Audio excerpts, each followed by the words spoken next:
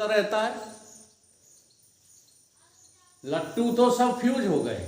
जैसे यहाँ एक लट्टू लगा होगा, लेकिन अपने घरों में कई एक बल्ब लगे रहते हैं, सारे के सारे फ्यूज हो गए और पंखा चल रहा है। इसका क्या अर्थ है कि बिजली सदा मौजूद है, बिजली का कभी अभाव नहीं होता, करंट का कभी अभाव नहीं होता। अभाव किसका हुआ है? बल्बों का, ट्यूबलाइटों का, मशीनों का अभाव हुआ है। करंट और विद्युत का कभी अभाव। ऐसे ही मरेगा कौन? ये तुम्हारी निज कथा है। हन्यते हन्यमाने शरीर, इंद्रियां मर जाएंगी। जी हाँ, शरीर मर जाएंगे, प्राण भी मर जाएगा। तुम कभी मरते हो? लेकिन चाहे कितनी कहो, कथा कितनी सुनाओ, हाँ, अब बचत नहीं। क्या लगी रहती? कक्का कहो दवाई से कुछ लाभ है? कक्का ने कहा लला कितनी दवा कराओ, अब बचत नहीं। और भगवान जो है डंके की चोट पर कह रहे हैं गीता में, क्या कह रहे हैं? न जाइते मृत्यते, तुम कभी न जन्मते हो न मरते हो। ये काल तुम्हें छेद नहीं सकता। अछेद्यो अयम अक्लेद्यो अयम अशोक एव च। भगवान कह रहे तुम्हें कोई मार ही नहीं सकता। तुम अजर अमर अविनाशी हो, क्योंकि तुम राम हो। राम कथा बह रही है मेरे भीतर, बाहर सर्वत्र मेरी सत्ता से ही सूर्य चमक रहा है। अब ये अनुभव करोगे तो पता चलेगा। सूर्य नाम किसका है? बोलो। भगवान का तो है, वो तुम्हारे भाव हैं। लेकिन अगर ऐसी कौन सी चीज है जो तुमसे हट जाए तो सूर्य दो कौड़ी के नहीं है? बताओ। अरे तुम्हारे नेत्र, नेत्र ही सूर्य हैं। अब भगवान के नेत्र बता दिए, चंद्रमा और सूर्य, और तुम्हें भी तो भगवान ने वही नेत्र दिए हैं, दिए हैं कि नहीं? तो भगवान की सत्ता को हम अपना नहीं स्वीकार कर रहे। किसी अलग टप्पू को भगवान मान के उन्हें सूर्य भगवान कह रहे हैं। हम खंडन नहीं करते। सूर्य भगवान उन्हीं के लिए हैं जिन्होंने अपने भीतर भगवान को देख लिया है। और नहीं तो जड़ सूर्य है, चाहे जितनी खोज कर लो, उसमें चैतन्यता नाम की चीज है ही नहीं। जिन्होंने चंद्रमा को खोजा उन्होंने क्या पाया? जड़ता पाई। हाँ, धूल मट्टी वहाँ भी जैसे यहाँ पृथ्वी पर है ऐसी वहाँ। तो जड़ है कि चेतन है? और तुम्हारा चंद्रमा चेतन है कि जड़ है? देख लो। वंदे बोधमहिम नित्यम गुरु शंकर रूपणम इमास तो ही वक्रोपी चंद्र है सर्वत्र वंदते। तुम्हारा चंद्रमा इतना जो है चलता है, इतना चलता है कि तुम उसे खुद रोक नहीं पाते हो। वो कौन है? तुम्हारा मन। मन ही तो चंद्रमा है। अहंकार शिव, अहंकार ही तो शंकर है। और अज बुद्धि, अहंकार शिव बुद्धि अज, और शशि मन, चित्त महान, ये मनुज रूप सचराचर रूप स्वामी भगवान। भगवान तुम्हें चिल्ला चिल्ला के कह रहे हैं कि अर्जुन जो मैं हूँ वही तू है, जो तू है वही मैं हूँ। अर्जुन सुनता ही नहीं। तो हम तुम वैसे ही अर्जुन हैं। चित्रकूट देख लो, चित्त चार। चित्रकूट क्या है? हमारा जो चित्त है वो निर्मल हो जाए तो उसमें क्या मिलेगा? चित्रकूट।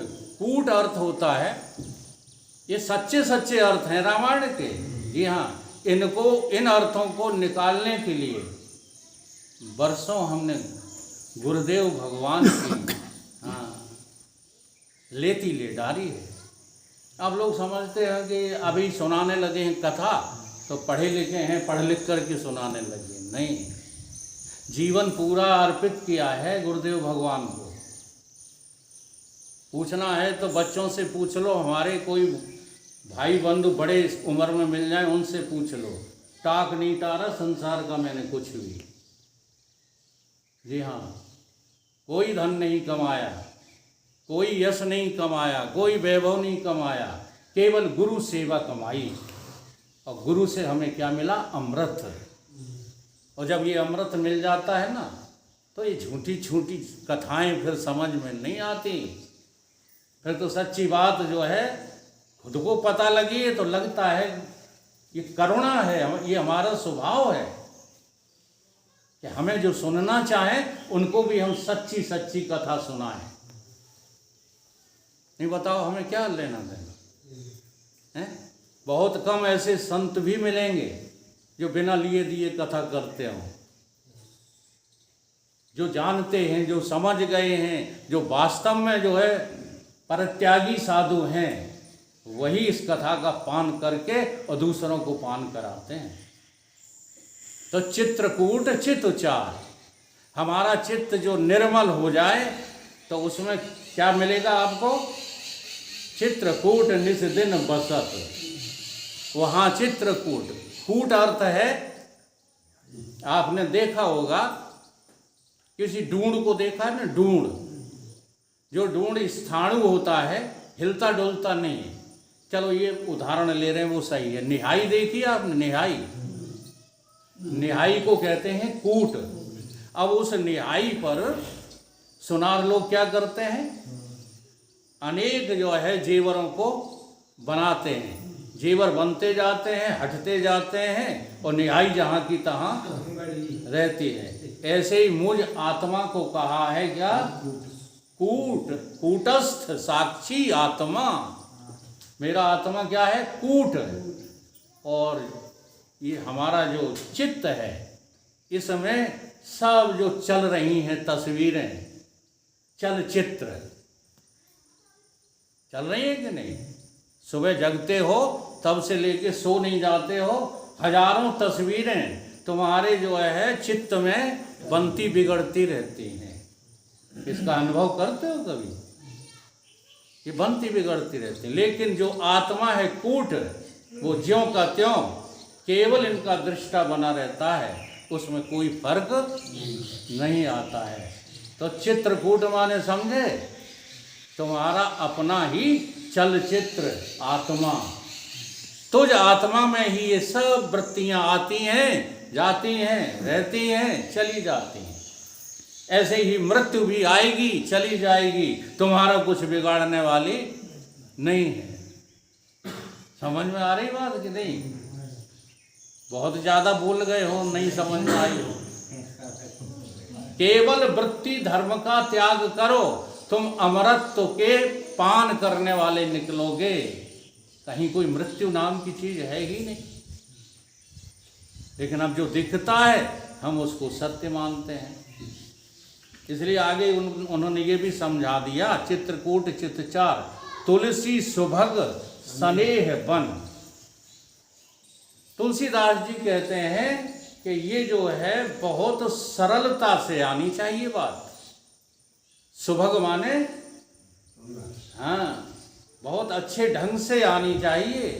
और जब तक हमारा चित्त शुद्ध नहीं है, निर्मल नहीं है, तब तक हमें इस वन में रहने वाले, इस चित्रकूट में रहने वाले, सिया राम विहार करने वाले का पता नहीं लगेगा। ये कब पता लगेगा? जब हमारा अंतःकरण बिल्कुल निर्मल हो जाए। अब इस निर्मलता के ऊपर जो है थोड़ा ध्यान दीजिए। हम लोग क्या समझते हैं कि जैसे हम बर्तन मांजते हैं, तैसे ही अपने मन को साफ करना है। मन को साफ करने के लिए क्या कर रहे हो? मन को साफ करने का अर्थ यहाँ पर बड़ा गहरा अर्थ है। चित्रकूट चित्तचार, चित्तचारु का मतलब निर्मलता, सुंदरता। ये कब आएगी? जब तुम अपने भीतर इस मन के अस्तित्व को निर्वसन कर दोगे। अभी हम चित्त को जो है संभाल के पकड़ के रखते हैं, मन को पकड़ के रखते हैं, मन को अस्वीकार नहीं कर पाते। जैसे एक कथा आती है, मात्सो नाम के एक संत हुए हैं, विदेशी संत थे। तो उन्होंने अपने गुरु से ज्ञान लिया, तो उन्होंने कहा कि अपना अंतःकरण साफ कर, मन को साध, मन की साधना कर, तो चले गए एकांत में और मन साधने लगे। लोगों को लगता है कि जंगल में चले जाएं, हाँ अकेले में बैठ करके, और सच्ची बात बता दूं, निर्जन जन स्थान पर कभी भी मन साफ नहीं हो सकता। क्यों नहीं हो सकता? क्योंकि उसकी खुराकें अभी बहुत डबल हैं। अब देखो ना, हमारे जो पूर्व के साधु हैं वो यहाँ क्यों नहीं रुक पाए? केवल निर्जनता की वजह से। अगर उनको यहाँ भीड़ भाड़ दिखती रहती, समझ में आ रही है, तो भयभीत नहीं होते। और दूसरे कारण भी हो सकते हैं, किसी ने भय पैदा कर दिया हो। चलो हमें उनसे कुछ नहीं लेना। मैं तो ये समझाना चाहता हूँ कि जब तुम एकाकी रह जाते हो तभी तुम्हारा मन ज़्यादा बदमाशी करता है। तो इस मन को शुद्ध करने की प्रक्रिया क्या है? तो वो जो मात्सो नाम के संत थे, वो जंगल में चले गए। अब मन को साधने लगे। कैसे?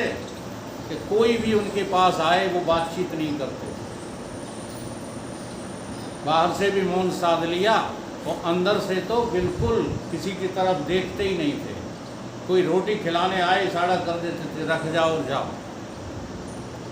जब उनके गुरु ने सुना कि आपने उसका जो है ये हाल कर दिया है कि वो तो अब कुछ किसी को बर्दाश्त ही नहीं करता, तो गुरु गए स्वयं। जब गुरु पहुँचे मात्सो के पास, तो उन्होंने जो है गुरु की तरफ भी नहीं देखा। गुरु बैठे रहे 1 दिन 2 दिन, फिर गुरु के एक युक्ति सूझी। गुरु ने एक ईंट उठाई और एक पत्थर पर रगड़ना शुरू कर दिया। जैसे बच्चे ना ईंट रगड़ते हैं तब वो क्या बन जाता है, लाल लाल पाउडर सा बन जाता है। ऐसे पाउडर बना रहे हैं ईंट रगड़ रगड़ के। तो मात्सो ने देखा कि हमारे गुरुदेव ये क्या कुलच्छन कर रहे हैं, तो टोक दिया कि गुरुदेव ये क्या कर रहे हो?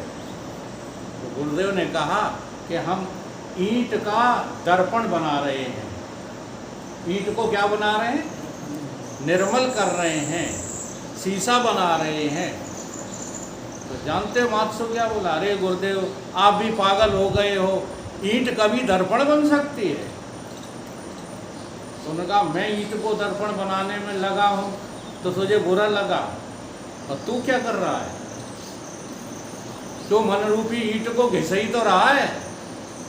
तो इस मन को घिसना नहीं है, मन को साधने का अर्थ है मन का निर्वसन, मन के अस्तित्व को समाप्त कर देना। कैसे होगा? मन का कहा मत मानिए। देखो निर्वसन होता है कि नहीं? हम लोग मन का कहना मानते हैं कि ईश्वर का? देख लो, बच्चे होते हैं वो अपने माता पिता का कहना मानते हैं, मन के कहे से नहीं चलते। माता पिता की उंगली पकड़ कर चलते हैं, जहाँ जहाँ माता पिता ले जाएंगे वो उंगली पकड़ के चला जाएगा। उसी बच्चे को बड़ा हो जाने दो, ब्याह होकर बहू आ जाने दो, अब उंगली पकड़ के चलेगा क्या? क्योंकि अब उसका मन कहता है कि बाप माताई में क्या धरा है जो पत्नी और बच्चों में है। बोलो यही हाल है कि नहीं? तो मन कैसे शुद्ध होगा? मन को और गंदा बनाने की कार्यक्रम करते रहते हैं हम लोग। वो कहोगे क्या कि हम मन शुद्ध कर रहे हैं? जब मन के अस्तित्व को मार लोगे, मन का कहा मत मानिए, ये मन बड़ा ही धूर्त है, मन के कहे में आकर उल्टा टंगे अवधूत है। बड़े बड़े अवधूत भी मन का कहना मानने से नर्क चले जाते हैं। माता उदर में आपको आगे न उल्टा टांगिए, और तज दीजिए मन के सभी सुख, जागिए अब जागिए। मन में जो सुख लगते हैं वो सुख दुख हैं, वो सुख सुख नहीं है। तो मन अस्तित्वहीन हो जाए, मन मर गया। मन को जब तक आप अस्तित्वहीन नहीं करेंगे, उसकी ताकत को स्वीकार करते रहेंगे। अच्छा एक बात बताओ, आपको क्या लगता है, आप मन के बस में हैं या मन आपके बस में है? लगता क्या है? हर जगह इसका प्रयोग करो। मन कहता है भूख लगी है, जी हाँ, कि बिना मन के कहे भूख लगाती है। हम भीतर से ही हम कह रहे हैं, मन का बाहर थोड़ा ही है, मन भी तो भीतर ही है। मन क्या कहता है? अच्छा देखो, शास्त्रों ने कहा है, शास्त्रों ने कहा है, हम अपनी तरफ से नहीं कह रहे। प्रथमा अर्जते विद्या, द्वितीय अर्जते धनम, तृतीय अर्जते पुण्यम, चतुर्थम किम करोति। शास्त्र कह रहे हैं कि 25 साल तक पढ़ो लिखो, ब्रह्मचारी रहो, और 50 साल तक घर गृहस्थी के काम करो, धन अर्जित करो धर्म से, अधर्म से नहीं, धर्म से, ठीक है। और 75 गड़बड़ कर दी हमने। 52 में के तो वानप्रस्थ हो जाओ। वानप्रस्थ माने घर गृहस्थी छोड़ दो, भीतर से, बाहर से नहीं। बाहर से छोड़ोगे, भीतर से पकड़े रहोगे। इसलिए ज़्यादातर देखा है तुमने, हरिद्वार में सब साधु एक से एक गृहस्थी बनाए बैठे, क्योंकि भीतर से तो गृहस्थी त्याग नहीं पाए। अब क्या है कि 60 के हो गए, जब 60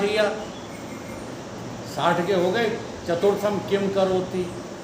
अब तुम 60 के होकर के घर गृहस्थी के कामों में क्यों लगे हो? बताओ। मन के कहने के कारण, मन के बस में होने के कारण लगे हो। नहीं, शास्त्र तो मना कर रहे हैं कि 60 के बाद तो केवल भगवान की याद करो, कथा सुनो, सत्संग करो, बाकी अब तुम्हारे कोई काम